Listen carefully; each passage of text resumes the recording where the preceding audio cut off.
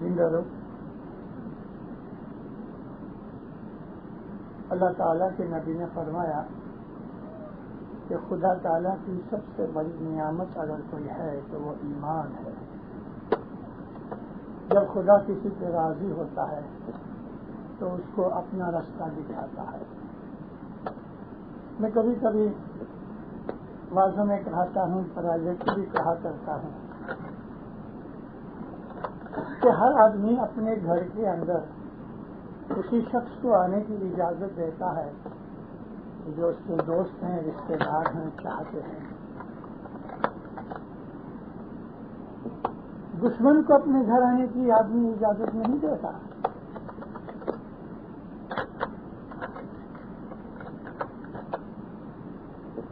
خدا رب العالمین جب کسی پہ راضی ہوتا ہے تو اس کو اپنے گھر کا راستہ بتاتا ہے. اس کے دل کے اندر اس بات کی خواہش پیدا کرتا ہے کہ وہ خدا کے گھر پہ جائے.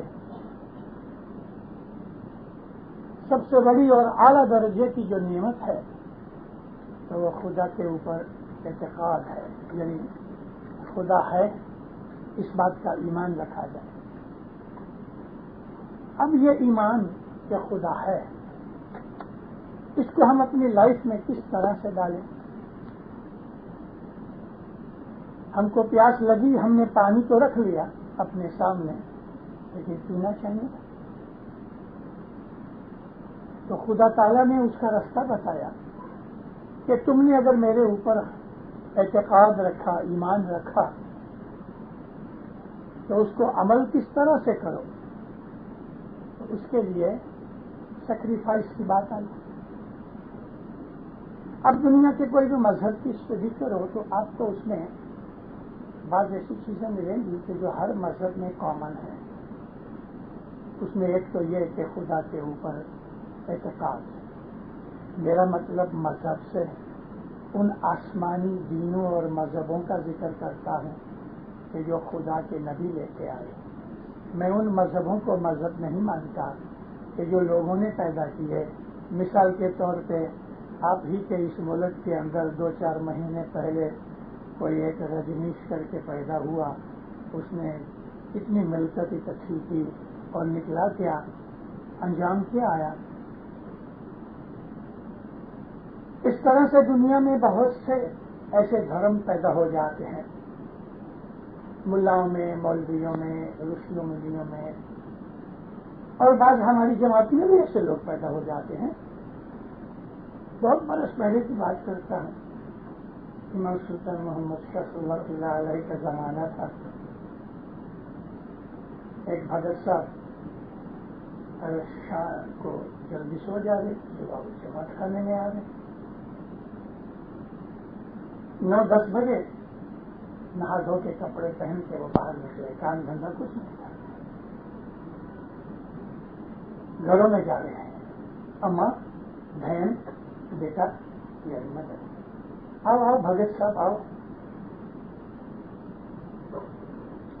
اس کو بٹھا لے، چائے پلا لے، ناشتہ کھلا لے. پھر بولے دیکھو نا فاطمہ بھائی، میرے کو مولا رات کو آئے سپنے میں اور مجھے کہا کہ فاطمہ بھائی کو کہنا تمہارے اوپر کوئی تکلیف آنے والی ہے. عورتوں کا دل تو آپ کو معلوم ہے، اور وہ بھی 50 برس پہلے کی عورتیں ڈر جانے کی چاہیے. بھگت صاحب کیا ہونے والا ہے یہ مت پوچھو، لیکن بھگت صاحب کیا کرو؟ تم ایسا کرو، تھوڑی سی قربانی کرو، تم ایک بکرے کی قربانی کرو. لیکن بھگت صاحب بکرا کا سیلا اس کا بندوبست میں کر دوں گا. اچھا 2, 5, 10 روپے جو کچھ بھی سودا ہو جا رہے ہیں، دال سے لے اور جا رہے ہیں. اب یہ بھگت کا کام ہی یہی تھا.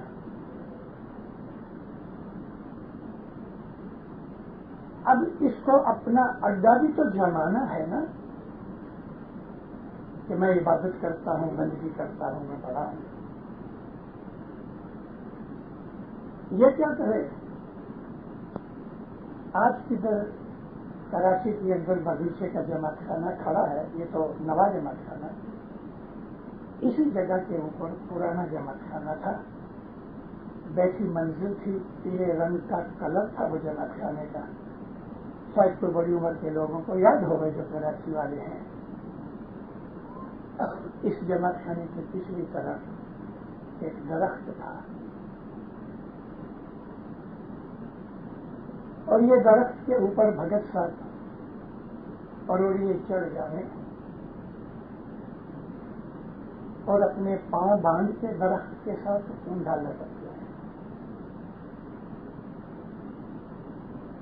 بس پریکٹس ہو گئی تھی۔ ایک دن ایسا ہوا کہ کوئی لمبے قد کی عورت تھی، وہ پروڑیے جماعت خانے آتی تھی پچھلی طرف، اور بھگت صاحب شاید کوئی چھوٹی نیچی ٹہنی کے ساتھ بندھے ہوئے تھے، تو وہ عورت کا سر اس بھگت کے سر کے ساتھ ٹکرایا، شور پکائی،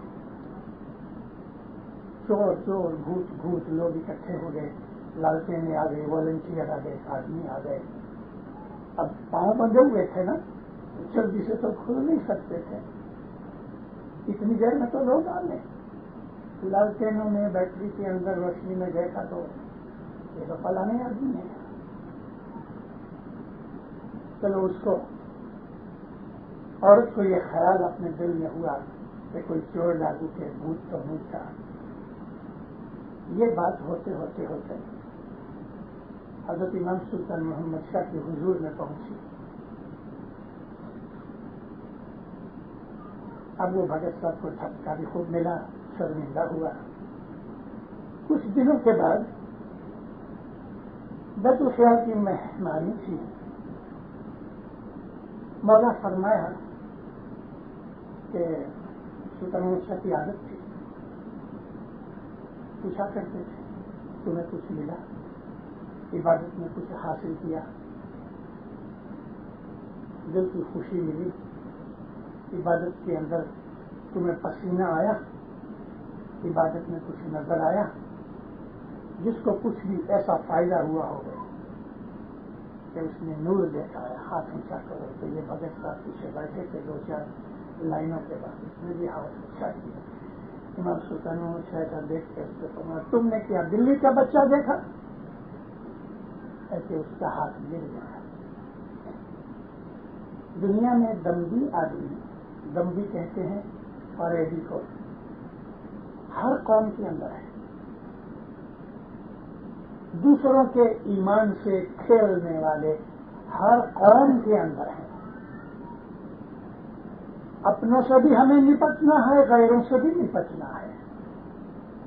ہر زمانے کے اندر تمام نبیوں کی لائف آپ پڑھو، اماموں کی لائف پڑھو، تو ہمیں یہ نظر آتا ہے کہ ہر زمانے کے اندر ہر نبیوں اور اماموں کے خلاف انہی کے لوگوں میں سے آدمی کھڑے ہوتے ہیں کہ جو نبی کا یا امام کا سامنا کرتے ہیں، دشمنی کرتے ہیں۔ اس قسم کے لوگ ہماری جماعت میں بھی ہوتے ہیں جو لوگوں کا ایمان خراب کرتے ہیں۔ یا تو اس کا ایک مقصد خود غرضی ہوتا ہے جس کو ہم سوارتھ کہتے ہیں، یا اس کا مطلب کچھ اور ہوتا ہے۔ کوئی اس کے لیے میں زیادہ ڈیٹیلز یا وضاحت کرنا نہیں چاہتا۔ میں ایک مشنری ہوں، الوائز ضرور ہوں، لیکن میں مشنری ہوں۔ مشنری کا مطلب داعی ہوتا ہے، یعنی میں دنیا میں کہیں بھی جاؤں، اگر ہالیڈیز کے اوپر بھی جاؤں تو میں 24 گھنٹے مشنری ہوں۔ کیا ہے میرا مشن؟ لوگوں کو خدا کا رستہ بتانا، یہ میرا مشن ہے۔ میں غیروں کے پاس بھی جاتا ہوں جو اسماعیلی نہیں، اپنی اسماعیلی مذہب کے اندر جماعت خانہ میں واضح کرتا ہوں، میرے مولا کی رحمت ہے، شکر الحمدللہ، لیکن میں غیروں کے پاس بھی جاتا ہوں۔ میں ان لوگوں کے اندر جا کے میں نے واعظیں کی ہیں اور ان واعظوں کے اندر ایمان کی شناخت بتائی ہے۔ میرا یہ فرض ہے کہ میں جماعت کو اندرونی بیرونی چیزوں سے واقف کار کروں، ہوشیار کروں۔ دنیا کے اندر ایسے جو لوگ ہوتے ہیں کہ جو دوسروں کا ایمان خراب کرتے ہیں، ان سے ہمیشہ بچے رہو۔ یہ فرماتے ہیں کہ ایمان ثابت رکھو۔ ثابت مینز کمپلیٹ۔ ادھورا ایمان بھی ہوتا ہے۔ ایمان کے بہت سے درجے ہیں، کسی میں 1% ہوتا ہے، کسی میں 20% ہوتا ہے، کسی میں 60% ہوتا ہے۔ ایمان کی پرسنٹیج ہے۔ ایمان جو ہے جب وہ کامل ہو جاتا ہے، ایمان جب کمپلیٹ ہو جاتا ہے، 100% 100% ہو جاتا ہے، تو اس ایمان کے اندر سے نور پیدا ہوتا ہے۔ اسی کو عشق کہا گیا ہے۔ یہ عشق الہی ہے، یہ عشق حقیقی ہے۔ اور عشق جب پیدا ہوتا ہے کہ دنیا کی کوئی طاقت اس آدمی کے ایمان کو خراب نہیں کرتی کبھی۔ وہ علی الحق کے درجے پہ پہنچتا ہے، جیسے کہ منصور الحلاج تھا۔ ایمان کامل ہونا چاہیے۔ ایمان، میں نے آپ کو عرض کی کہ ایمان کا مطلب کیا کہ خدا کو ماننا۔ یہ ایمان اور یقین کہ خدا ہے، یہ جتنی بھی دنیا خلقت وغیرہ بنی ہے، خدا کے بغیر نہیں بنی۔ خدا تعالیٰ کی اوپر ایمان رکھنا ہماری فطرت میں داخل ہے، کیونکہ ہم کمزور ہیں۔ دنیا میں ایسا ایک بھی انسان پیدا نہیں ہوا آج تک کہ جس آدمی کی ہر مراد، ہر خواہش اور اچھا پوری ہوئی ہو، ایک بھی نہیں۔ خدا نے جب سے دنیا بنائی، ایسا ایک بھی انسان نہیں ہوا کہ جس کی ہر چیز پوری ہو جائے جو وہ مانگتا ہے یا کہتا ہے۔ حالانکہ ایسے انسان دنیا میں بہت ہوئے کہ جن میں یہ طاقت تھی کہ وہ جو چاہیں تو کر سکتے ہیں، مگر جب وہ اتنی طاقت والے لوگ جو تھے، انہوں نے کبھی اپنی مرضی نہیں کی۔ میں کیا کہنا چاہتا ہوں آپ سمجھو۔ دنیا میں کوئی ایسا انسان پیدا نہیں ہوا کہ اس کی ہر اچھا پوری ہو رہی، مگر ایسے انسان ہوئے کہ جو چاہتے ہو سکتا تھا، ان کی ہر اچھا پوری ہو سکتی تھی، مگر ایسے انسانوں نے کہ جن میں یہ طاقت تھی کہ ان کی ہر اچھا پوری ہو سکے، انہوں نے کبھی کوئی اچھا نہ کی۔ انہوں نے اپنے آپ کو خدا کی مرضی کے سپرد کر دیا۔ پھر فرق کو سمجھو، بڑی باریک چیز ہے کہ جن میں اپنی من کی مراد پوری کرنے کی طاقت تھی، انہوں نے کوئی مراد مانگی ہی نہیں۔ انہوں نے اپنے آپ کو خدا کی مرضی کے اधीन کر دیا۔ یہ عشق ہے۔ وہ اپنی مرضی سے کچھ نہیں کرنا چاہتے، اس کی مرضی چاہتے ہیں جو ان کا محبوب بن جاتا ہے۔ محبت کے اندر طلب نہیں ہوتی، محبت میں ڈیمانڈ نہیں ہوتی، میرے کو ایسا کر دے، میرے کو ایسا کر دے۔ ہم تو خدا تعالیٰ کو دن رات آرڈر کرتے رہتے ہیں، دیکھ مجھے پیسہ چاہیے، یا مولا میری اولاد اچھی کر دے، یا مولا مجھے تندرستی دے، یا مولا یہ بینک مینیجر ہے نا، اس کے دماغ پہ بیٹھ کے مجھے ادھار دے دے، یا مولا میرے بنگلے بنا دے۔ ہم تو ہر وقت مولا کو ایک نوکر کی طرح بھگاتے رہتے ہیں،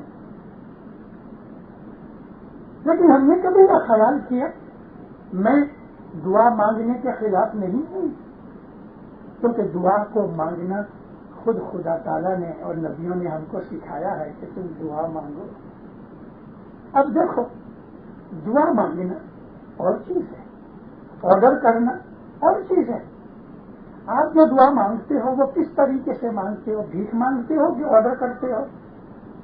ایک بھکاری کسی بڑے سیٹ کو مرسیڈیز میں سے نکلتے ہوئے دیکھے تو اس کو عاجزی کر کے کہے، سیٹ خدا کے لیے کچھ مدد کرو، منہ بناوے، نمانا کرے، آنکھیں معصوم کر ڈالے تو اس کو رحم آ جائے، چلو 1-2 روپے کچھ بھی دے دے۔ لیکن ایسے فقیر بھی ہوتے ہیں، ایسے 5 روپیہ کا۔ تو ہم کون سی قسم کے ہیں؟ ہماری دعا کا طریقہ کیا ہے؟ آرڈر کرنا ہے کہ یا ہم خدا تعالیٰ کے پاس بھیک مانگتے ہیں؟ ایک بڑے بزرگ تھے، یہ بڑے بزرگ بچپن کے اندر ایک دوست کے ساتھ بہت ان کا تعلق تھا، ساتھ پڑھے تھے، ساتھ کھیلے تھے، دوستی کی، پیار کرتے تھے۔ جوان ہوئے تو یہ جو بزرگ تھے ان کو مذہب لگ گیا اور وہ آدمی پیسے والا بن گیا، بیپاری بن گیا، بہت دولت کمائی۔ بہت برسوں کے بعد یہ جو بزرگ تھے ان کی عبادت کے، ان کی کرامات کے جو چرچے ہونے لگے تو پھیلتے پھیلتے یہ آدمی کے کان میں پہنچے کہ ارے یہ تو میرا بچپن کا دوست۔ اس کے دل میں بڑی خوشی ہوئی، بچپن کی چیزیں یاد آ گئی، سفر باندھا اور یہ شیخ مالدار یہ اپنے اس بزرگ کو ملنے گیا۔ دیکھا تو مٹی کی جھونپڑی تھی، پتوں کی چھت تھی، ارد گرد میں مٹی اڑتی تھی، کچھ چند درخت بھی تھے، لیکن لوگ بہت تھے ان کو ملنے کے لیے آئے تھے۔ یہ بھی لائن میں کھڑا ہوا۔ جب یہ دروازے کے اندر گیا تو اس بزرگ نے جو آنکھ اس پہ ڈالی تو فوراً خوش ہو گئے، اپنی وہ گدی کے بیٹھنے والی تھی اٹھے، ان کو گلے لگایا۔ اتنے برسوں کے بعد آج ہماری ملاقات ہوئی، سارا بچپن یاد آ گیا۔ باقیوں سبوں کا کام کاج کر کے ان کو کہا بھی تم رخصت ہو جاؤ، دوست کو بٹھایا، خوب باتیں کی، پرانی باتیں یاد آئیں، ایک دو رکھا اس کو دل مہمان کے طور پہ۔ اس نے 2-3 دن کے بعد کہا کہ شادی میں جانا چاہتا۔ اچھا، وہ زمانے کے اندر موٹر گاڑیاں تو تھی نہیں، پاؤں سے لوگ سفر کرتے تھے، اور یہ چونکہ اکیلا ہی آیا تھا تو اس کو کوئی خاص، کیونکہ بہت دور بھی نہیں رہتا تھا، ایسا کوئی خاص اس نے سواری وغیرہ کا انتظام نہیں کیا تھا۔ تو یہ جو بزرگ فقیر دوست تھے اس کو جاتے وقت ایک چھوٹی سی گٹھڑی دی، کہا دوست اس کے اندر کھانے پینے کی کچھ چیزیں ہیں، رستے میں کام آئی گی۔ کہتے کوئی ضرورت نہیں کرنے لے گٹھڑی قبول کی، اور پھر ہاتھ باندھ کے، بزرگ تھے، عابد تھے، بھلے یہ پیسے والا تھا اور دوست تھا لیکن عزت کرتا تھا۔ کہا کچھ نصیحت کرو شاہ صاحب، کچھ نصیحت کرو۔ کہتے بھائی دوست، نصیحت یہ کرتا ہوں کہ خدا کو اپنے سے بڑا سمجھو۔ مسلمان تھا نا، آنکھیں چڑھ گئی، کیا کہتے ہیں خدا تعالیٰ کو؟ تو زمین و آسمان کا پیدا کرنے والا، آپ سمجھتے ہیں کہ میرا ایمان خراب ہے؟ تو نہیں، ایسا نہیں ہے، میں سنو میں کیا کہتا ہوں، خدا کو اپنے سے بڑا سمجھا، لیکن کبھی نہیں سمجھنا تو اپنے برابر سمجھنا، اپنے سے چھوٹا مت سمجھنا۔ تھوڑا ناراض ہو گیا کہ آپ کے خیال میں میرا ایمان برابر نہیں، لیکن دیکھو میں نے نصیحت کی ہے، تم نے مانگی، خدا کو اپنے سے بڑا سمجھنا، اگر بڑا نہیں سمجھنا تو اپنے برابر ضرور سمجھنا، لیکن اپنے سے چھوٹا نہیں سمجھنا۔ اس کو مزہ تو نہ آیا، سلام دعا کر کے چلا گیا۔ چلتے چلتے دوپہر ہوئی، کوئی ایک سایہ وغیرہ دیکھ کے درختوں کا نیچے بیٹھا، وضو کیا، نماز پڑھی، ہاتھ منہ دھو کے اس نے سوچا کہ چلو کھانا تو کھائیں، بیٹھ کے گٹھڑی کھولی تو بڑا حیران ہوا، تھوڑا گڑ تھا اور 3 روٹیاں تھیں۔ ایک روٹی गेहूं کی تھی, घी लगा हुआ था, पराठे की तरह खुशबू आ रही थी. एक रोटी मकई के आटे की थी, सूखी थी. तीसरी रोटी गेहूं के ऊपर जो छिलका होता ना, भूसा, उस भूसे की रोटी थी. बड़ा ताज्जुब हुआ कि भला ये 3 अलग अलग किस्म की रोटियां. भूसे की रोटी तो वैसे भी लोग बनाते ही नहीं, मगर इसने मुझे भूसे की रोटी क्यों दी? अब ये सोच रहा था कि एक फकीर आ गया, ऐसे खुदा के लिए 2 दिन का भूखा हूं, खुदा के नाम पर मुझे कुछ दो. इसने फौरन सोचा ये गेहूं की घी लगी हुई रोटी तो बड़ी मजेदार है, ये एक तरफ रख लूं. एक रोटी तो पूरी नहीं होगी, दूसरी जो मकई की रोटी है ये भी खाई जा सकती है, लेकिन ये भूसे की रोटी कौन खाएगा? ये उठा के फकीर की झोली में डाल, उसने हाथ पकड़ लिया. फकीर ने जब इसके हाथ से झोली में रोटी ले ली तो इसका हाथ पकड़ दिया. ऐसा करके देखा तो उसने कपड़ा हटाया, ये तो वही दोस्त था, उसका पीछे पीछे चला आता था. बैठ गया. बोल तो कहो तो मैंने तुम्हें क्या कहा था कि खुदा को अपने से बड़ा समझो. कभी बड़ा नहीं समझना तो अपने बराबर जरूर समझो, लेकिन अपने से छोटा नहीं समझना. तुमने मन में ख्याल किया ये घी वाली रोटी तो बड़ी मजेदार है, ये अल्लाह के नाम पे क्या को देनी, और ये जो मकई की रोटी भी खाने जैसी है, तो तुम छिलके वाली रोटी जो नहीं खा सकते हैं तो दी. अब मुझे बताओ, खुदा को तुमने अपने से नीचा समझा, अपने बराबर समझा कि अपने से बड़ा समझा? पांव पड़ गया. अगर तुमने खुदा को अपने से बड़ा समझा होता तो तुम गेहूं की रोटी देते. मैं अल्लाह को वो चीज दूं जो सबसे प्यारी है, अच्छे से अच्छी चीज. लेकिन कभी तुम बराबर के समझते तो कम से कम ये मकई की रोटी देते, लेकिन तुमने खुदा को अपने से हल्का समझ के ये हल्की रोटी दे दी. ईमान के दर्जे हैं, ईमान के बहुत दर्जे हैं. हम किस दर्जे के ऊपर हैं उसको जरा आराम से बैठ के अपने मन में देखो. जिस तरह आदमी बैंक बैलेंस देखता है नवा चेक लिखने के लिए, इस तरह से अपनी फाइल निकाल के अपने ईमान का भी हालत देख लो, क्रेडिट में है कि डेबिट में है, और अगर क्रेडिट में है तो कितनी क्रेडिट है. बड़ा चेक लिख सकते हो, ईमान राखशो तो छूटशो, गुरु कहे से पुकार. साची दसवन जे आलજો અને दूरથી लागજો पाए. एक ईमान रखो, पक्का मजबूत कामल ईमान, कि चाहे कुछ भी हो जाए ईमान जगे ना. कोई भी आदमी आके हमको अपने हाजिर ईमान के लिए कोई गड़बड़ की बात कह दे और हमारा ईमान हट जाए, तो अब मुझे बताओ कि हमारा ईमान तो एक बच्चे जैसा भी नहीं रहा. एक छोटे बच्चे को कि जिसकी माँ बड़ी बदसूरत हो गई, उस बच्चे को बुला के कहो कि देख तेरी ये माँ है ना बड़ी बदसूरत है, ये देख ये खूबसूरत भाई है, ये तेरी माँ है. अब मुझे बताओ कि वो बच्चा अपनी बदसूरत माँ को छोड़ के खूबसूरत औरत जो उसकी माँ नहीं, उसको अपनी माँ कबूल करने को तैयार होगा? उस बच्चे को अपनी माँ की खूबसूरती बदसूरती के साथ कोई ताल्लुक नहीं.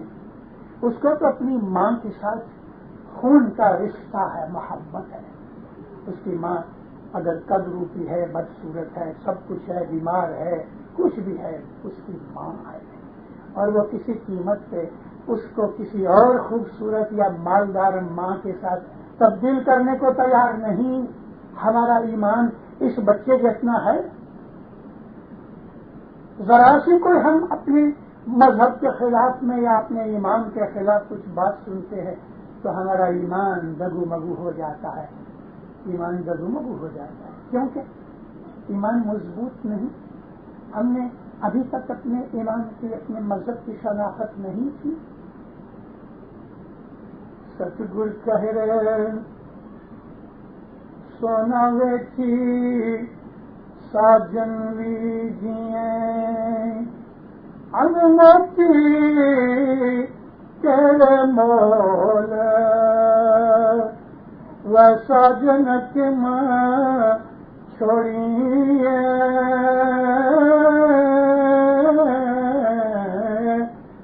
بھائی لوگوں کے بول بھائی لوگوں کے بول. تمہارا جو مرشد ہے وہ ایسا ہے کہ سونا اگر تمہارے گھر میں ہے وہ کبھی تم نے قربان کیا اور مولا جیسا تم نے ساتھی ساجن ڈھونڈا موتیوں کے توڑنے کے لائق تمہارا ساجن ہے اس کو تم لوگوں کے بول مارنے سے مینے مارنے سے چھوڑ دو گے؟ کوئی بھی غیر قوم کا آدمی آ کے تمہارے پاس اس قسم کی باتیں کر جائے بس ہمارا ایمان ہل جائے. ہمارا ایمان مضبوط ہونا چاہیے. ہم اسماعیلی مذہب کے طریقے کے اندر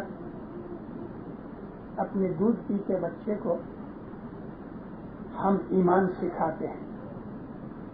ہماری جماعت میں ایسی مائیں ہیں کہ جب وہ پریگننٹ ہوتی ہیں تو وہ دعا پڑھتے وقت پیٹ کے اس بچے کی دعا کی نیت بھی کرتی ہے.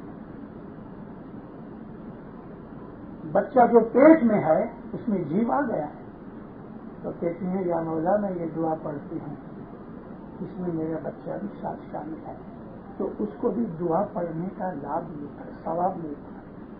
نیاز پوچھتی ہیں تو اپنے اس پیٹ کے بچے کی نیت ساتھ کرتی ہیں.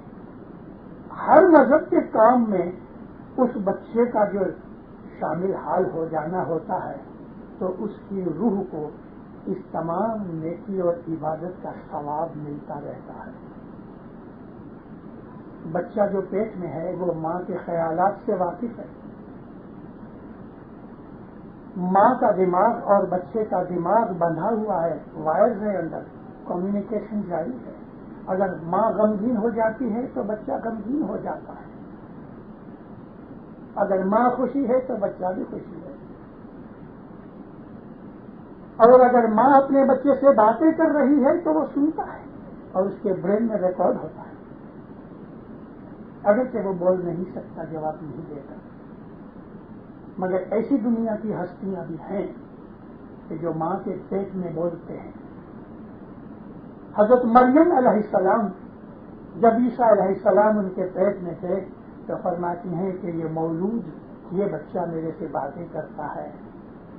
اسی طرح سے ہمارے پاک رسول اللہ کی جو ماں تھی حضرت آمینہ ان کی بھی حدیث ہے کہ محمد جب میرے پیٹ میں تھے تو فرشتوں کو میں دیکھتی تھی اور محمد میرے سے باتیں کرتے تھے. دنیا میں اس قسم کی ہستیاں ہیں لیکن ہر ماں اگر یہ سمجھ لے تو ایمان تو اس بچے کو ماں کے پیٹ میں سے ملتا ہے. ہم اپنے مذہب کے اندر اپنے بچوں کو اسماعیلی مذہب پر مستقیم کرنے کے لیے چھوٹی عمر سے اس کو اچھا اسماعیلی بنانا چاہتے ہیں. ہر اچھی ماں خصوصاً ماں میں اس لیے زیادہ کہہ رہا ہوں کہ بچے کے چند پہلے برس عمر کے ماں ہی کے ہاتھ میں رہتے ہیں. اس کو ہر روز نیاز پلاتی ہے اور خود بھی کبھی ہر روز جمع خانے نہیں جا سکتی پریگنینسی کے اندر تو نیاز روز پیتی ہے اور مولود کو پلاتی ہے. مولود ہوا تو نہیں لیکن ہونے والا ہے. اس طرح سے ہم چھوٹی عمر سے ایمان کی بنیادیں رکھتے ہیں. ہمارا مذہب طریقت کا مذہب محبت کا مذہب ہے.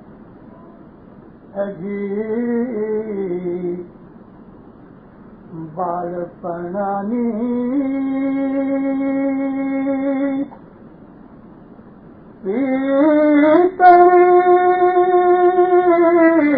مولا تو سلاگی جی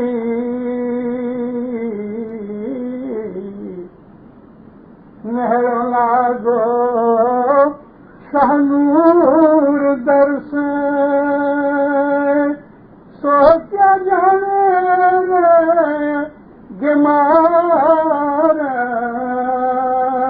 مٹھا سا سمرومت رونا.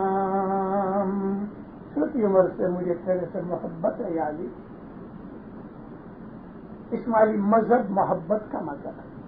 بال پنانی پوری کری تو سے لاگی محبت لاگی تیرے سے اور الفت بن گئی ہے تیرے دروازے کے ساتھ. اب سر کٹے کہ رہے میں تو تجھے چھوڑ نہیں سکتا. جو بیمار ہیں جو جاہل ہیں جو نہیں سمجھتے ان کو کیا پتہ لگے کہ محبت کیا چیز ہے. حضرت امام سلطان محمد شاہ صلی اللہ علیہ نے فرمایا وہ لوگ تھے ہمارے پہلے اماموں کے زمانے کے اندر ایسے لوگ تھے کہ مذہب کی خاطر گردن کٹوا دیتے تھے اور اس معمولی طرح کٹواتے تھے جنہیں پگڑی اتر گئی. مطلب کیا کہ ڈرتے نہیں تھے بلکہ مرنے کے لیے خوشی ہوتے تھے. پگڑی اتر گئی اس طرح سے گردن اڑ گئی. مذہب یہ رستہ روحانی رستہ ان کے لیے ہے جو اس روحانی رستے کے لیے قربانی کر سکتے ہیں. اور قربانی کاہے کی ہوتی ہے؟ ہمارے بد خیالوں کی قربانی, دنیا کی محبت اور خیالوں کی, دنیاوی جکڑ بندی کی, میاں بیوی کی, بچوں کی, عزت آبرو کی, تندرستی کی, مال دولت کی, یہ سب جو دنیا کے جنجال ہیں اس کی ہی تو قربانی ہم کو دینے کی بات ہے نا.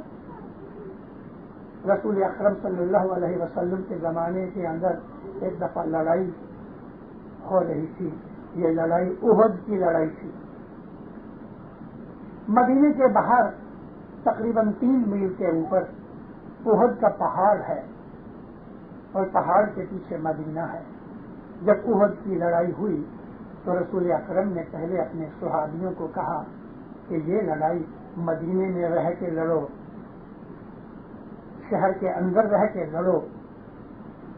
تو اصحابوں نے منع کیا کہ یا نبی گھر وغیرہ ٹوٹ پھوٹ جائیں گے, بیوی بچے ڈر جائیں گے, یہ جو لڑائی ہے باہر میدان میں نکل کے لڑی جائے. حضور نے سمجھایا لیکن صحابہ سمجھے نہیں. اچھا چلو باہر چلو. باہر نکلے تو یہ جو احد کا پہاڑ ہے اس کو اپنی پیٹھ کے پیچھے رکھ کے فرنٹ کے اندر اس طرح تمبو بنائے گئے کہ سامنے سے دشمن آوے اور لڑا جائے اور پیٹھ پر یہ پہاڑ رہے اور مدینہ اس کے پیچھے رہے اس کی حفاظت کے لیے. اب اس پہاڑ میں ایک درہ تھا, درہ کہتے ہیں پاس تھا. اس درے کے اوپر رسول پاک نے ایک آدمی کو جو اچھا مضبوط طاقت والا تھا, لڑنے والا تھا, اس کو 50 آدمی دے کے فرمایا یہ درے کے اوپر بیٹھ جاؤ کہ اس طرف سے کوئی نہ آئے, مطلب کہ پیچھے سے دشمن حملہ نہ کرے. بھلے حضور نے فرمایا دیکھ کچھ بھی ہو جائے, لڑائی جیتی جائے یا ہاری جائے, میں جب تک پرسنلی تجھ کو نہ کہوں کہ تم آ جاؤ تم درے کی جگہ چھوڑنا مت. ملک سرکار یہ 50 تیر اندازوں کو تیر کمان کے ساتھ لے کے درے کی حفاظت میں بیٹھ گیا. رسول اکرم نے پھر ایک آدمی بھیجے, اس کو تلقین کی کہ دیکھ کچھ بھی ہو جائے میں جب تک نہ بلاؤں تب تک درہ چھوڑنا مت. ارے سرکار نبی کریم کو تو پتا تھا, اس لیے اس کو اچھا پکا مضبوط کر دیا. لڑائی شروع ہوئی اور مسلمانوں نے لڑائی جیت لی. کافر جو آئے تھے مکہ سے بھاگنے لگے. جب وہ بھاگنے لگے تو مسلمانوں نے سمجھا کہ بدر کی طرح یہ لڑائی بھی جیتی گئی، بھاگ گئے، اپنے ہتھیار رکھ دیے اور کافروں کے جو تمبو تھے وہ لوٹنا شروع کر دیا. سامان اندر ہوتا ہے نا، لوٹنا شروع کر دیا. ابو سفیان نے دیکھا، ابو سفیان کافروں کا کمانڈر تھا. ابو سفیان نے دیکھا کہ مسلمان تو اب لوٹنے میں پڑے ہیں، کسی کے ہاتھ میں تلوار نہیں رہی. اس نے خالد بن ولید کو، اس وقت تک خالد بن ولید اسلام کے دشمنوں میں تھے، خالد بن ولید کو کہا کہ تم اس پہاڑ کے پیچھے سے حملہ کر. اس نے دیکھ لیا دور سے کہ وہ آدمی کے جو درے کی حفاظت کر رہا ہے اس کے آدمی بھی بھاگ چھوٹے، کیونکہ لالچ بڑی بری بلا ہے. جب مسلمانوں نے کیمپ لوٹنے شروع کر دیے دشمن کے، تو یہ درے پہ بیٹھے ہوئے 50 آدمیوں نے نیچے جو دیکھا کہ لڑائی تو جیتی گئی اور یہ لوٹ رہے ہیں، ہم رہ گئے ہیں، انہوں نے درہ چھوڑ دیا. رسول کی نافرمانی ہوئی، درہ خالی ہو گیا. خالد بن ولید پیچھے سے 50 آدمیوں کو لے کے اس درے میں سے پاس ہوئے اور نہتے مسلمانوں کے اوپر حملہ کر دیا. بہت سے کٹ مرے، کیونکہ ہتھیار تو تھے نہیں، ہتھیار اٹھانے سے پہلے ہی مارے گئے. جیتی ہوئی بازی مسلمان ہار گئے. اسی لڑائی کے اندر رسول اکرم کے 2 دانت شہید ہو گئے. میں نے آپ کو یہ مثال اس لیے دی، یہ 50 آدمیوں کو بار بار پکا کیا گیا کہ تم کسی بھی حالت میں، چاہے ہماری جیت ہوئے یا ہار ہوئے، تم درہ چھوڑنا نہیں. مگر لالچ نے ان کی ایمان کی آنکھیں بند کر دی. لالچ، اور وہ بھی دنیا کا لالچ، بہت بری والا ہے. کسی کو عورت کا لالچ، کسی کو مرد کا لالچ، کسی کو اولاد کا لالچ، کسی کو پیسے کا لالچ، کسی کو بڑائی کا لالچ. یہ انسان کو مذہب سے ہٹا دیتا ہے. جیتی ہوئی بازی ہار گئی. اور آج 1400-1500 سال تک آج اس بات کو ہو گئے. دنیا بھر کے ہسٹورینز جب اسلام کی ہسٹری لکھتے ہیں تو اس واقعہ کو لکھتے ہیں کہ مسلمان احد میں ہار گئے، ایک چھوٹی سی غلطی اور نافرمانی کی وجہ سے. پہلی نافرمانی یہ تھی کہ رسول فرمایا مدینہ کے اندر رہ کے تم لڑائی کرو، صحابہ نہیں مانے. اور پھر دوسری نافرمانی یہ ہوئی کہ وہ اپنی جگہ چھوڑ کے لوٹ میں پڑ گئے. یہی حال بعض دفعہ ہمارا ہو جاتا ہے. افریقہ کے ہندوستان یا پاکستان چھوڑ کے ہم لوگ ادھر آئے، رزق ڈھونڈنے آئے ہیں. کوئی اس لیے آئے ہیں کہ ان کی اولاد ادھر آ گئی، اب ہم اکیلے ادھر رہ کے کیا کریں، اس لیے ہم ادھر آئے. لیکن میجورٹی جو ادھر آئے افریقہ سے یا پاکستان سے یا ہندوستان سے، کینیڈا آئے، امریکہ آئے، کیوں آئے؟ ایمان ڈھونڈنے تو نہیں آئے، شہادت کی نظر سے بھی نہیں آئے، حضرت امام کا دیدار کرنے کے لیے بھی ہم نہیں آئے. ہم تو پیسے کے لالچ سے آئے ہیں کہ ہم کو ادھر جا کے اچھی آمدنی ہو جائے گی. ایک ڈالر کے 10-12 ہندوستانی اور 14-15 پاکستانی روپے ملتے ہیں، تو کبھی 200-500 ڈالر مل جائیں گے تو 3-4 ہزار روپے ہو جائیں گے. بہت سے اس طرح سے آئے اور بہت سے اس نظر سے آئے کہ چلو بچے ادھر چلے گئے ہیں تو والدین کہتے ہیں ہم بھی چلے گئے.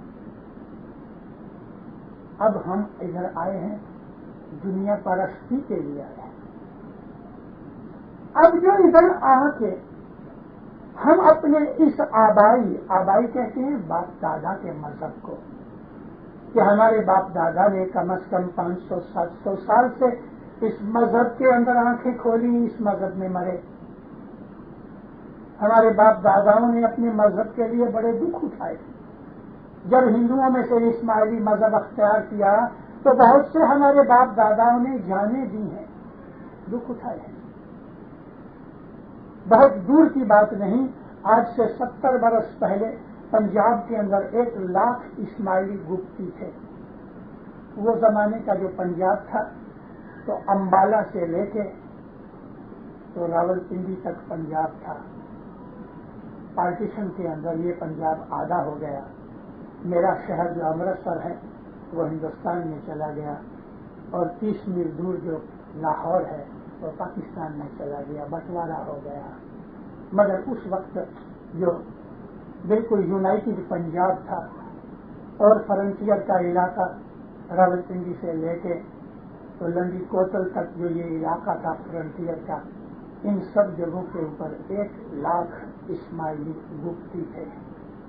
خود میرے باپ اس زمانے کے اندر میرے دادا بھی گپتی تھے. گپتی کا مطلب یہ ہے ظاہر میں ہندو تھے, اندر اسماعیلی تھے.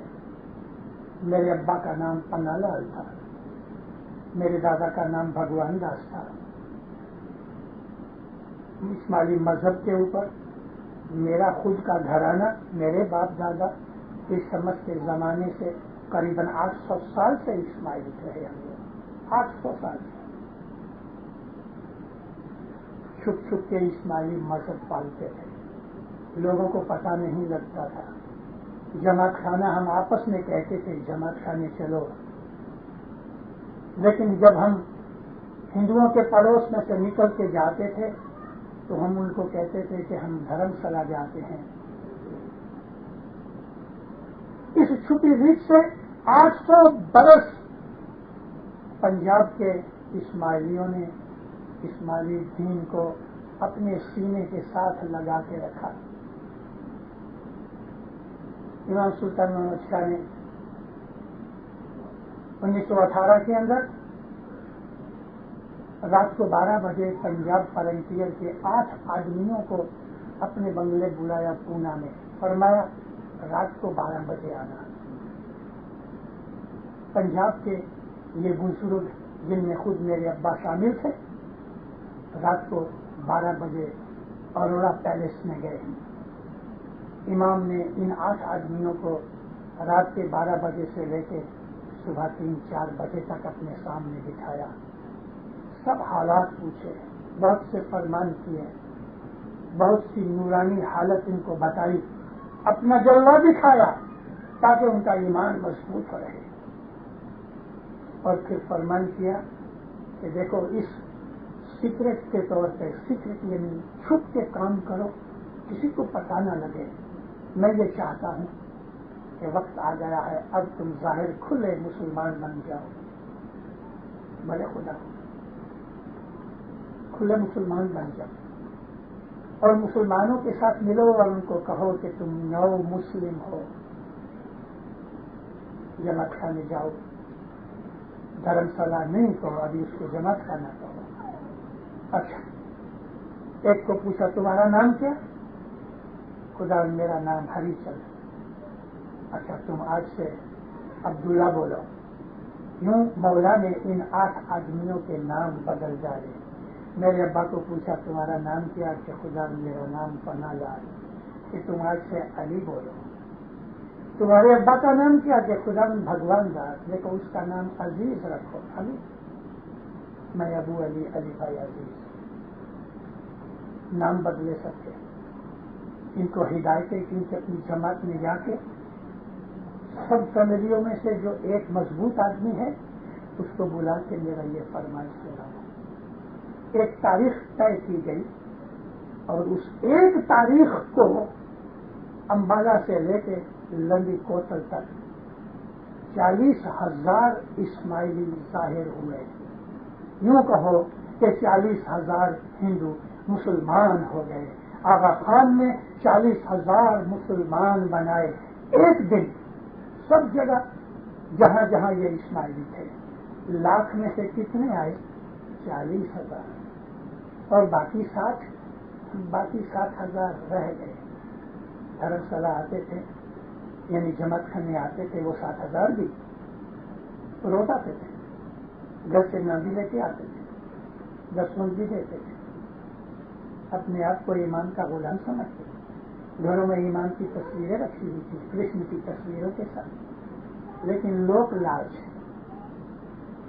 لاج سمجھے, لوگوں کے شرم, कुटुंब कबीले की शर्म कि हम मुसलमान हो जाएंगे। ये 7,000 आदमी फरमान बरदारी न कर सके। मेरे अब्बा कहते हैं कि जब इमाम ने हमको जाने के लिए हुक्म फरमाया कि अच्छा अभी तुम अपनी अपनी जगह जाओ, तो फरमाया देखो तुम 8 आदमी पूना के रेलवे स्टेशन के सामने मुगल की रेस्टोरेंट है, वहां जाओ और वहां जाके तुम गाय का गोश्त खाओ। मेरे अब्बा कहते हैं हमारी सबकी हवाइयां उड़ गई कि जिंदगी में कभी गाय का गोश्त खाना तो एक तरफ, कभी हमने उसका ख्याल भी न किया था, लेकिन इमाम का फरमान गाय का गोश्त खाओ। भले खुदा से ये 8 के 8 आदमी पूना रेलवे स्टेशन के सामने रेस्टोरेंट में रात को 4 बजे गए और रात को 4 बजे ताजा ताजा गोश्त और कीमा मिलता है। एक बोटी मुंह में डाली लेकिन हालत से उतरती नहीं थी,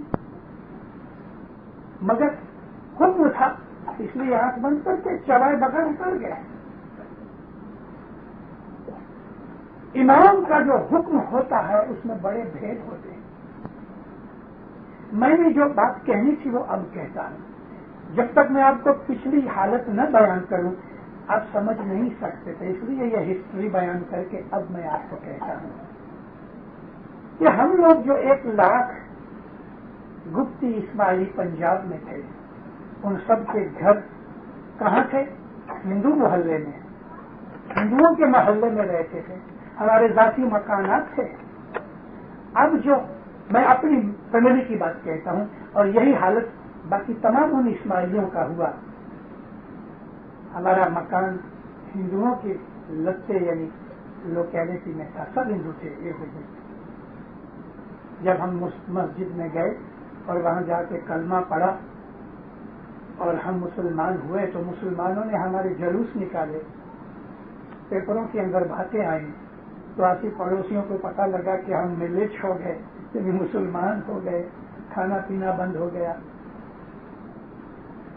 चीजें बेचने वाले हमारे घर पे लाने न देने, हम कुएं से पानी लेते थे, पानी बंद हो गया, हम बाहर निकले तो औरतें घर का गंध और खास तौर पे अपने छोटे बच्चों का गूं कागज में लपेट के हमारे ऊपर फेंका करती थी, पत्थर फेंके थे, इस्माइली जख्मी हुए। अब करें क्या? अपनी मिल्कियत के मकान छोड़ के जाने भी किधर? किसी जगह 1 बरस, किसी जगह 2 बरस, किसी जगह 3 बरस पंजाब के इस्माइलियों ने इस तरह पत्थर खाए हैं, लहू लुहान हुए हैं, गूमूत उनके ऊपर फेंका गया, पानी बंद किया गया, खाने पीने की चीजें बंद कर दी गई। वो हैरान किया के बाद छूटा, लेकिन उनका ईमान डगुमगु न हुआ। 60,000 जो रह गए वो रह गए। आज भी हिंदुस्तानी पंजाब की साइड में आज भी सैकड़ों गुप्ती इस्माइली हैं। मैं कभी कभी जाया करता हूं और उनको ताने मैंने देता हूं। वो तो मर गए जो उस जमाने के लोग थे, अब उनकी औलाद है तो औलाद तो अभी बिगड़ गई, कमजोर हो गई, उनको पता भी नहीं लगा, लेकिन मैं बहुत वर्षों से उधर जाया करता था, कई अफसोस भी करते थे। तो मैंने ये बात इसलिए कही कि मजहब के लिए पत्थर खाए, दुख उठाए, पानी बंद हो गया, खाना बंद हो गया, क्या हुआ? मजहब के लिए तो किया जाता है। सोना बेची साजिन लीजिए, सोने का मतलब यह है हमारी दौलत। मोती के मोल यानी हमारा ईमान, हमारे विचार ख्याल, वो भी हमने अपने मौला के पांव में रख दिए हैं कि दुनिया की दौलत, हमारे ख्याल, माल, जान, आल औलाद, सब कुछ हमने इमाम ज़मान के कदमों में रख के इस इमाम को हमने कबूल किया है। तो ये इमाम लोगों के कहने से हम छोड़ दें? कोई एक मौलवी हमारी दुकान पे आवे या एक पंडित हमारे पास आवे या एक क्रिश्चियन पादरी हमारे पास आके और वो कहे तुम्हारा आगा खान तो ऐसा और हमारा ईमान खराब। 1963 में मैं यूरोप घूमता था, میں نے جانے سے پہلے امام کے حضور میں عرض بھیجی تھی کہ خداوند کبھی تو منظور کرے تو مجھے کوئی تھوڑی ملاقات چاہیے. چلو تھوڑے ٹائم کے بعد مجھے اور میری عورت کو مولا نے ملاقات بخشی اور پھر مجھ کو فرمان کیا کہ تم اپنی وائف کو واپس بھیج دے دار السلام اور تم تھوڑا ٹائم یورپ میں اور خاص طور پہ لندن میں گزارو. تو میں 1 مہینہ لندن ٹھہرا. پھر میں مولا کے پاس آیا. مولا اب میں واپس جاؤں, جلدی کیا ہے, تھوڑا اور ٹھہرو. تو ہر مہینے ملنے جاتا تھا, ہر مہینے مجھے واپس بھیج دے. میں نے 5.5 مہینے لندن میں گزارے. میں نے وہاں کلاسز شروع کی. اسٹوڈینٹس کو ہر سنڈے صبح بیت الخیال کی بندگی ہو جائے دعا پڑھنے میں, تو اسٹوڈینٹس کو بٹھا کے ان کے ساتھ میں باتیں کروں. ایک لڑکا کہتا ہے مشنری صاحب میں فلانی جگہ کے اوپر پیئنگ گیسٹ کے طور پہ ایک انگلش فیملی ہے, میں ان کے پاس رہتا ہوں, مجھے ایک پرابلم ہے. کیا پرابلم ہے؟ پرابلم یہ ہے کہ ہر سنڈے کو ان کے گھر میں ایک پادری آتا ہے, اور جب اس پادری کو یہ پتہ لگ گیا کہ میں اسماعیلی ہوں اور مسلمان ہوں, کیونکہ میں نے ان لوگوں کو کہا ہے کہ مجھے سور کا گوشت نہیں چاہیے, تو وہ بڑے تنگ ہوتے ہیں میرے لیے. آلو وغیرہ تھوڑے پوٹیٹوز بوائل کر کے مجھے دے دیتے ہیں, کھانے پینے کی مجھے تکلیف دیتے ہیں, لیکن میں مجبور ہوں, یہ سستا بہت ہے, میری کالج وہیں ہے, میں کہیں اور جا بھی نہیں سکتا اور میں اس کو افورڈ نہیں کر سکتا, اس لیے بیٹھا ہوں. چلو کھانا خوراک کی تو کوئی بات نہیں مشنری باپا, لیکن وہ جو پادری ہے نا وہ ہر سنڈے مجھے ملتا ہے اور مجھے مولا اور نبی کے ورود میں باتیں سناتا ہے. اب یہ وہ زمانہ تھا 63 کا کہ تھوڑے دن پہلے ہی حضرت امام سلطان حضرت امام شاہ کریم صلی اللہ کی ایک بڑی پکچر لائف میگزین جو نکلتا ہے امریکہ سے, اس زمانے کے اندر بڑی سائز تھی, سینٹرل فوٹو تھی, بیچ ہے اور بیچ کے اوپر مولانا حضرت امام سوئے ہوئے ہیں, کاسٹیوم پہنا ہے سوئمنگ, اور انوچکا نام کی ایک لڑکی 17-18 سال کی تھی, وہ ایک بہت بڑے آئل میگنٹ کی لڑکی تھی اور امام زمان اس کے ساتھ گھوما کرتے تھے. اس نے بھی سوئمنگ سوٹ پہنا ہے اور وہ بیٹھی ہے اور امام زمان نے اپنا سر اس کی گود میں رکھا ہوا ہے. یہ فوٹو آئی, وہ پادری یہ فوٹو لے کے آیا, دیکھ یہ تو بڑا امام. کہتا مشنری صاحب میں تو پسینے پسینے ہو گیا, میں ادھر جانا نہیں چاہتا. میں بولا اچھا کیا تم نے میرے سے بات کی, اس میں کیا ہوا؟ ارے ارے ارے اس میں کیا کو ڈرتے ہو.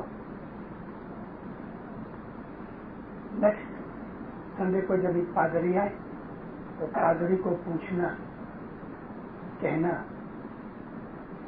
کہ عیسیٰ علیہ السلام کسی ویشیا کے گھر میں گئے تھے. مشنری صاحب سچ بات ہے, وہ پادری مجھے مارے گا تو نہیں. میں بولا تو فکر مت کر, اور کبھی مارے گا تو بھی کیا ہوا, تم یہ بات ضرور کہنا کہ عیسیٰ نبی جیسس پروسٹیٹیوٹ کے گھر گئے تھے. وہ چپ ہو جائے گا, تجھے ہاں نہ نہیں کہے گا. جب وہ چپ ہو جائے تو کہنا کہ جیسس اس پروسٹیٹیوٹ کے گھر گئے. اس پروسٹیٹیوٹ, اس ویشیا رنڈی نے آپ کے پاؤں دھلائے, اپنے گھر اندر لے کے گئی, اپنے پلنگ کے اوپر سلایا, عیسیٰ نبی کے بالوں میں اپنی حرام کمانی سے خریدا ہوا تیل ملا, اس کا سر دھلانے کے بعد کنگھی بھی کی اور اس کو دودھ پلایا, اور یہ سب کچھ اس عورت کی حرام کی کمائی سے نکلا ہوا تھا. اور عیسیٰ نبی پھر کیا ہوا کہ اس رنڈی کے گود کے اندر سے رکھ کے کھو گئے. وہ سب لڑکے میرا منہ دیکھنے لگے. مشنری صاحب سچ بات ہے؟ میں نے کہا ہاں سچ بات ہے. تو کوئی ریفرنس؟ میں نے کہا ریفرنس کی ضرورت نہیں, وہ پادری سمجھ جائے گا, لیکن پھر بھی تمہیں ریفرنس چاہیے تو ایپسٹلز جو ہے نا بائبل کے پیچھے وہ پڑھو. وہ لڑکے کو ہمت آ گئی. दूसरे संडे को पादरी आया और फिर उसको छेड़ा तो इसने ये सब बातें कही। जब पादरी को ये कहा ना कि ईसा नबी रंडी के घर गए थे, तो पादरी का मुंह एकदम लाल हो गया। क्या बकते हो? कहता नहीं, मुझे please tell me, is it true और रॉन्ग? अब पादरी क्या बोले? ना नहीं कर सकता, हाँ करे तो भी मरता है। फिर इस बच्चे ने तो सारी बातें कह दी। उस दिन के बाद पादरी ने उस घर में आना छोड़ दिया। आके मुझको उसने कहा, मिस्टर साहब, he is not coming now. मैं बोला, जान छूटी। अपने मजहब को समझो और दूसरों के मजहब को भी समझो। हमारे इमामों ने ऐसा कोई काम नहीं किया है। हमारे इमामों ने हमेशा आला दर्जे से जिंदगियां गुजारी हैं कि लोगों को चिराग मिले, हिदायत मिले, एग्जाम्पल्स मिले। हमारा कोई भी इमाम कभी लूला, लंगड़ा, अंधा, काना, अपाहज नहीं हुआ। हमारा कोई भी इमाम कभी भिखारी नहीं हुआ। एक बात जरूर आपको कह दूं, जो मैंने शुरू से कही, कि खुदा को अपने से बड़ा समझो। कभी बड़ा नहीं समझ सकते तो अपने से छोटा मत समझो, अपने जितना तो समझो। हाजिर इमाम के लिए भी मैं आपको यही कहता हूं कि उसको अपने से छोटा मत समझो। बहुत सी ऐसी चीजें हैं जो इमाम की हमें पता नहीं लगता। क्या इमाम हर काम आप लोगों को के मुझको के किसी अपने मुरीदों को बोल बोल के पूछ के करे? तो फिर इमाम कहेगा, वो तो मालिक है, वो जो चाहे सो कर सके। बहुत सी ऐसी चीजें रसूल अकरम के लिए हलाल थी, दूसरों के लिए हराम है। एक जोक, लेकिन कितना अच्छा जोक तो नहीं है। जोक उसको कहते हैं कि जो बनावटी हुए। ये सच्ची हकीकत है, बनावटी नहीं। मगर मैंने जोक का नाम इसलिए दिया कि जिस तरीके से ये पुटअप किया गया है ना, वो हमको एक जोक लगता है। गई लड़ाई थी 1939 सितंबर की 1 तारीख को लड़ाई शुरू हुई जर्मनी की और अंग्रेजों की। उसके बाद फिर जापान भी आ गया और अमेरिका भी आया। 1940 के आखिर तक तकरीबन बरस सवा बरस के अंदर लड़ाई खूब भड़क उठी। सारा यूरोप जर्मनों के कब्जे में आ गया। एक अमेरिकन कोई कर्नल था या मेजर था, मिलिट्री का आदमी था, सलमिया के अंदर जीप में निकला सिगरेट ढूंढने के लिए अपने कैंप में से। तो सिगरेट ढूंढने के लिए निकलते निकलते काफी दूर चला गया और खेतों के अंदर एक दुकान नजर आई। वहां आया तो एक इस्माइली की, सीरियन इस्माइली की दुकान थी। खेती भी करता था, मकान भी था, दुकान भी रखी थी। जीप से नीचे उतरा और अरबी जबान के अंदर उसको कहा, तेरे पास सिगरेट है? कहते हैं 5-7 किस्म के सिगरेट उसके सामने रखे। बहुत खुश हुआ, पैसे दिए, सिगरेट निकाल के शुरू किया। इधर उधर देखता रहा कि और भी कोई चीजें हैं, तो नजर पड़ी तो इमाम सुल्तान मोहम्मद शाह की फोटो लगी हुई थी। दूसरी तरफ देखा तो प्रिंस अली खान की फोटो लगी हुई थी। सलमिया के लोग प्रिंस अली खान को बहुत प्यार करते थे, आज भी करते हैं। और इसीलिए प्रिंस साहब ने अपनी विल बनाई कि मुझको सलमिया में दफन किया जाए। सलमिया का, सीरिया का सलमिया इलाका बहुत दूर है, 200-225 मील है दमिश्क से। उस जंगल के अंदर एक अकेली दुकान, एक अरब खेती करने वाले की दुकान, उसके अंदर आगा खान की फोटो, प्रिंस अली खान की फोटो। वो देख के हैरान हो गया। कोई एक्टर की फोटो होती तो उसको ऐसा होता कि इसको इसने अपना हीरो बनाया हुआ है ना। लोग ऐसे बहुत से एक्टरों की और एक्ट्रेसों की फोटो रखते हैं। तो वो उसको पूछता है कि भला ये कौन है? उसने कहा कि ये मेरा मालिक है। लेकिन तुम्हें पता ये कौन है? हाँ मुझे पता है। अब तू बता तो सही कौन है, तेरे को क्या है? تو میں جانتا ہوں یہ آغا خان ہے، ہنس پڑا، وہ اسماعیلی ہمارا ہنس پڑا، یہ تو سچ ہے۔ مطلب تجھے آغا خان کے ساتھ کیا تعلق؟ یہ تو ادھر یورپ امریکہ کے اندر بڑے مشہور ہیں، اس کے بڑے گھوڑے ہیں، یہ مونٹے کارلو کے جوئے خانے میں جاتے ہیں، یہ رات کی کلبوں میں جاتے ہیں اور عورتوں کے ساتھ گھومتے پھرتے ہیں اور عیش آرام کرتے ہیں، تو تم اس کو یہ اپنا ایمان مانتا ہے؟ وہ کاؤنٹر چھوڑ کے اسماعیلی باہر نکل آیا، غصے سے اس کو کہتا ہے تجھے پتا ہے یہ جتنی باتیں تو نے کی وہ اس لیے کی کہ تو میرا دل جلائے، میں تجھے کہوں کہ یہ میرے لیے خدا ہے، یہ میرا امام ہے، اور یہ ساری دنیا اس نے بنائی ہے، تیرے باپ نے بنائی؟ نو ناٹ مائی فادر، تو بولا اس نے بنائی ہے۔ جب اس دنیا اس نے بنائی ہے تو اس کو تو ہر رائٹ ہے جو کچھ چاہے کرے، تیرے باپ کی دنیا ہے۔ وہ میرے ساتھ چلا گیا، اس نے یہ رپورٹ لکھی، یہ رپورٹ آپ کو 1945 یا 4 کے اکتوبر مہینے کے ریڈر ڈائجسٹ میں ملے گی، ڈھونڈو کہیں سے۔ میں نے آپ کو یہ بات اس لیے بتائی کہ وہ اس کا ایمان خراب کرنے کی باتیں کر رہا تھا۔ اس قسم کی باتیں تو رسول کریم کے لیے کتنے مشرک کیا کرتے تھے، ان مسلمانوں کا ایمان خراب کرنے کے لیے رسول اکرم نے 11 بیویاں کی۔ جب رسول اکرم نے اس وقت آپ کی عمر تو تقریباً 55 سال کی تھی، یہ 54 سال کی 9 برس کی بی بی عائشہ کے ساتھ جب شادی کی تو مشرکین نے تو بہت بغلیں بجائیں مکہ کے اندر۔ یہ واقعہ تو مدینے کا ہے، لیکن غیروں نے اس کے اوپر تو کتنی کھپتیاں اٹھائیں، نبی کریم کے لیے بہت باتیں بتائیں۔ میں نبی کریم کی ساری لائف آپ کے سامنے کیا بیان کروں، آپ پڑھو آپ کو پتہ لگے۔ تو ہمارے اماموں کے خلاف، ہمارے اماموں کے وروج میں، ہمارے اسماعیلی مذہب اور طریقے کے خلاف میں وہ لوگوں نے ہمیشہ سے کوشش کر رکھی ہے۔ کیا لوگوں کی تانے مینے سے، لوگوں کی ان باتوں سے ہم اپنا ایمان خراب کریں؟ امام اور نبی شریعت سے اونچے ہوتے ہیں، شریعت ہم کو لاگو ہوتی ہے، اماموں اور نبیوں کو شریعت نہیں لگتی۔ وہ شریعت کے پیدا کرنے والے ہیں، وہ شریعت بنانے والے ہیں، شریعت ان کے تابع ہے، وہ شریعت کے تابع نہیں۔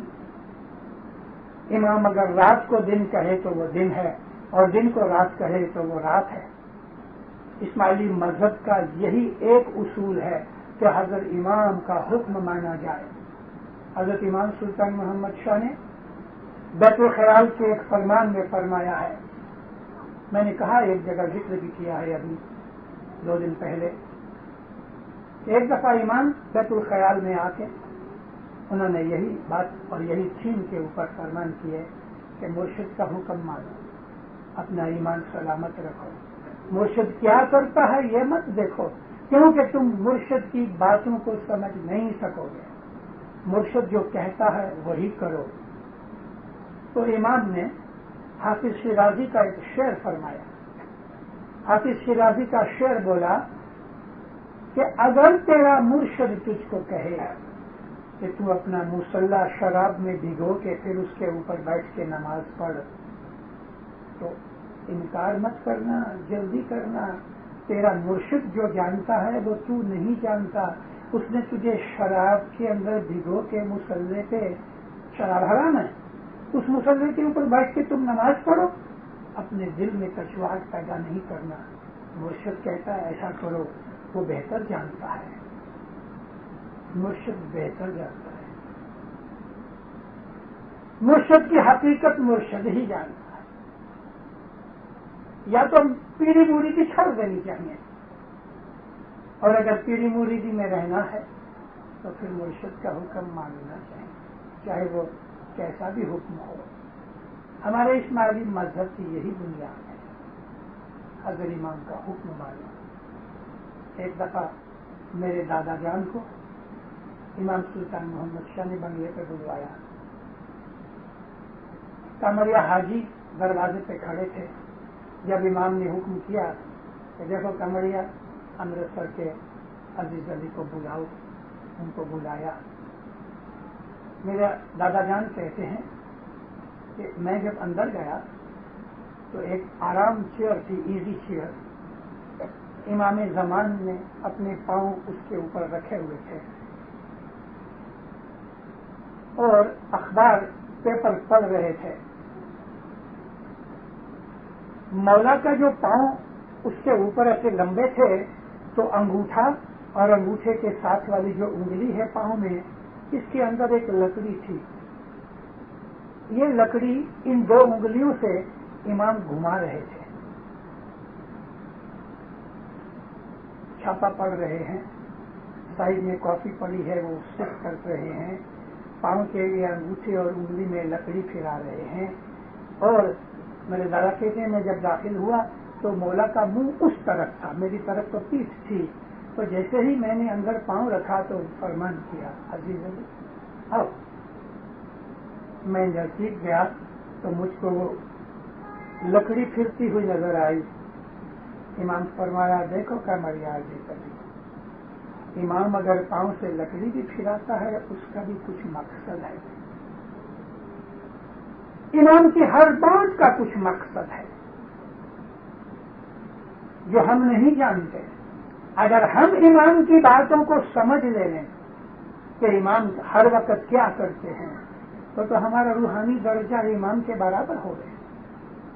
आप ये चाहते हैं कि इमाम हर बात हमको पूछ के करें तो भी नहीं हो सकता। ये पीरी मुरीदी नहीं है। पीरी मुरीदी ये है हमारा सिर मौला के पांव में पड़ा है, हम उससे मोहब्बत करते हैं, हम अपने मौला को चाहते हैं, प्यार करते हैं। हमारी जान, माल, आल, औलाद इस मौला के ऊपर कुर्बान है। लोगों के कहने से हम अपना मजहब नहीं छोड़ सकते, लोगों के कहने से हम अपने मौला को छोड़ नहीं सकते। हमारी गई हिस्ट्री को आप देखो, बहुत पुरानी नहीं, सिर्फ गई 100 बरस की हिस्ट्री कभी देख लोगे तो मिडिल ईस्ट के अंदर हमारे इस्माइलियों ने अपनी नजर के सामने 6-6 महीने के बच्चे कत्ल होते देखे। 6 महीने के मासूम बच्चे को ऐसा फेंके और नीचे 2 आदमी तलवार पकड़े, ये बच्चा इस तलवार पे गिर के 2 टुकड़े हो जाए। माँ और बाप की नजर के सामने इस तरह इस्माइलियों ने अपनी नजर के सामने 6-6 महीने के मासूम बच्चों को कत्ल होते देखा है। एक को नहीं, बच्चों को सबको मार डाला गया, लेकिन फिर भी उसने अपने ईमान को छोड़ा नहीं, मजहब को छोड़ा नहीं। 1100-1200 साल से मिडल ईस्ट के अंदर हमारे इस्माइली भाई रहते हैं। ये जो ईरान के लोग हैं ये बाद के आए। ईरान के लोगों को, अफगानिस्तान के लोगों को तकरीबन 1000 साल हुआ है।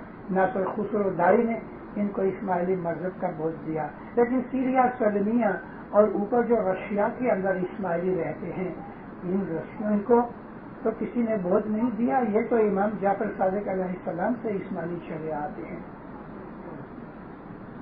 1200-1300 साल से ये लोग इस्माइली हैं। इमाम जाहिर में कभी उनके पास नहीं गए। अभी हजरत इमाम 2-3 दफा सलमिया होके आए, लेकिन इमाम सुल्तान मोहम्मद शाह तक कभी भी उन लोगों ने हजरत इमाम का ज़ाहिरी दीदार नहीं किया। इमाम जाफर सादिक अलैहिस्सलाम से लेके 1200 साल से उन्होंने कभी इमाम को देखा नहीं। 1200 साल से उन्होंने सफर भी नहीं किया कि जाके बॉम्बे या किसी और जगह हजरत इमाम का दीदार करके आवे। उनको वर्ष में 1 दफा तालीका मिलता था, बरस में 1 दफा। लेकिन आप